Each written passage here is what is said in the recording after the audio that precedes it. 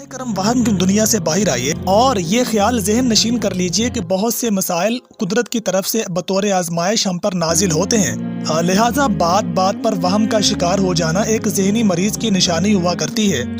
پیش آمدہ مسائل کا ٹھوس حل تلاش کیجئے اور حالات کا مقابلہ کر کے ہمت مردہ کا مظاہرہ کیجئے گا۔ اگر ہم تصویر کا دوسرا رخ دیکھتے ہیں، قطع نظر وہم کے بہت سے خیالات ایسے بھی ہوتے ہیں جو حقیقت پر مبنی ہوتے ہیں، جہاں واقعتاً آپ کو کسی نے سحر زدہ بنایا ہوتا ہے، جہاں واقعتاً آپ پر کالے علم جادو ٹونا کا وار کیا گیا ہوتا ہے۔ عزیزان گرامی، آج کی ویڈیو میں ہم آپ کو بتائیں گے جادو کے وہ اثرات، جادو کی اثری کیفیات کہ جادو کن کیفیات کی صورت میں اپنا اثر ظاہر کرتا ہے۔ اور ویڈیو کی جانب بڑھنے سے پہلے آپ کو بتاتا چلوں کہ آسیب زدہ اور ایک سحر زدہ انسان میں کیا فرق ہوتا ہے۔ دوستو، آپ نے اپنی روزمرہ زندگی میں یہ جملہ عموماً سنا ہوگا کہ فلاں شخص پر آسیب کا سایہ ہے، فلاں شخص پر جادو کیا گیا ہے۔ یہ دو الگ الگ جملے ہیں، ان دونوں جملوں کا مطلب بھی الگ الگ ہے۔ آسیب زدہ وہ شخص ہوتا ہے، وہ عورت ہوتی ہے جس پر جن، شیاطین یا خبیث ارواح جو ہوتی ہیں وہ خود بخود مسلط ہو جایا کرتی ہیں،